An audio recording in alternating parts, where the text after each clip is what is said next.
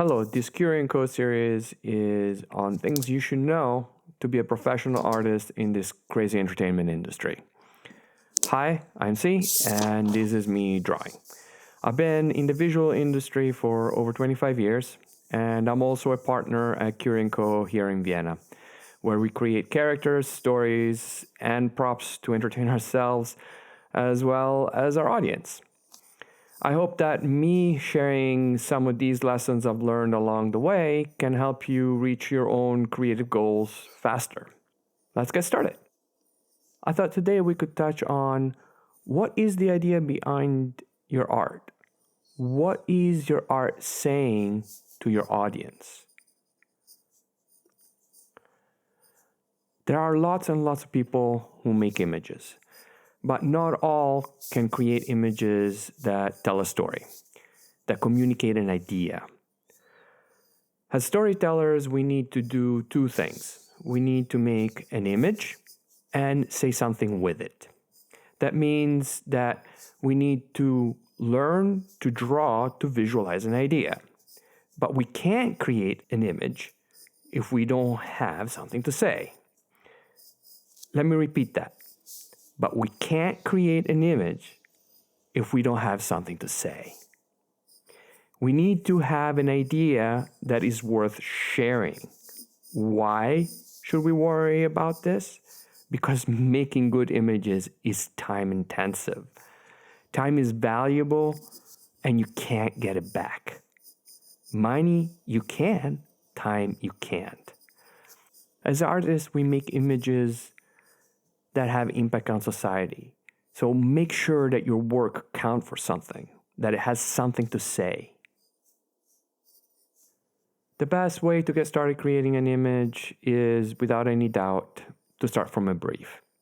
That will give you a general guideline. A small paragraph will get you started. It is exceptionally useful to have a sandbox to play in. If your client didn't give you a brief, make sure you write one based on the meeting that you had discussing the project. And absolutely necessary, make sure you ask them to approve it before you start any artwork. If you don't, you might find yourself not getting paid for the work that you did. It's always good to have a brief and the approval before you get started. In the case you're on a personal project, make sure you write one for yourself.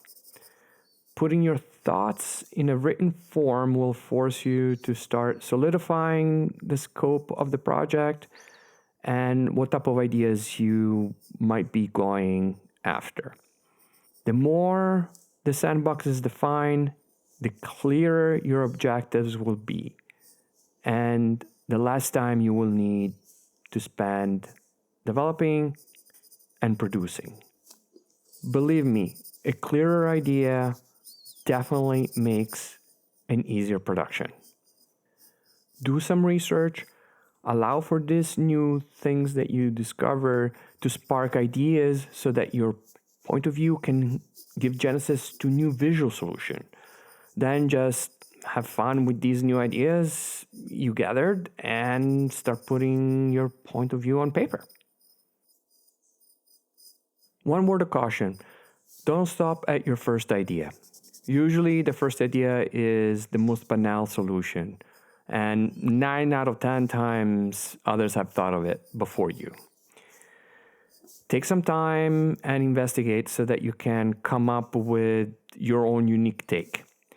See what else you can find so that your idea can have that extra flair. That will set you apart from others who have stopped at the first thing that came to mind, which is, as I mentioned, the easy solution. Have you ever noticed how there's so much of the same when you look at books, movie, or social media? There are copies of copies until the idea is so diluted that it holds nothing of value, both in execution as well as in idea. Take the time to say something with whatever image you're making. Even if you're studying how a nail fits in the last phalange, if you're truly studying that form, the drawing will show that. It's the nature of the medium. The marks that you put down are a record of your research and your intent. They are a drawn narrative of your search for an answer. That drawing will communicate how you're studying. You're understanding how the nail comes out from below the cuticle, how it's slightly curved on the sides, how it has thickness, how it can be a defensive tool depending on its length. And this is just a study. Imagine what you can communicate, what kind of story you can tell with a full character design. Before you sit down to draw, you should have a general idea of what you want to achieve with this drawing session. This will help you produce something useful to you, whether it is a character design or an anatomical study. If you know where you're going, you can steer your way toward your goal. If you're aimless, most likely you'll get lost and you might lose hours and hours worth of work. Aimless drawing can be fun and you can discover some really fun things. Just be cautious about how you're using your time, especially if you're under a deadline. When you're working on your idea and figuring out the direction that you want to go, you got to be aware about what you're putting into an image as well as what you are leaving out. It's just like the relationship between positive and negative space. Each have weight and they complement one another. Once you have a good grasp of a general idea, do some rough sketches to start the exploration process. Do lots of them. Remember that a sketch is useful to the creative process if it holds an idea. They are just quick notes. No one needs to see them but you. The goal is to dump out good as well as bad ideas. When making these sketches, you can be as loose as you want, as long as you can understand the idea that you originally had when you go back to them. Make a selection of these ideas, then choose what works best for the image that you want to create. Maybe you can combine 2 or 3 or more elements into one to make a great idea. If it's easier for you because the focus is to come up with a good idea, it's okay to use stick figures. At this point, you're only focusing on the idea, not the execution.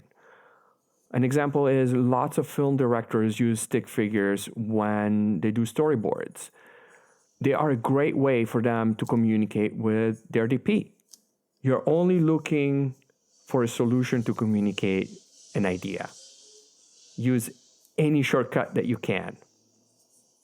You can use the existing footage, you can collage things together, make miniatures, you can mix media and then take a picture at the end. Anything is good as long as you're communicating that one idea that you are going after. Communicate it clearly and you'll be ahead of the game. You can worry about execution later. First, get the idea down. Also, just a quick aside, have a look at Don Hertzfeld's animation and see how entertaining stick figures can be. It's really going to be worth your time.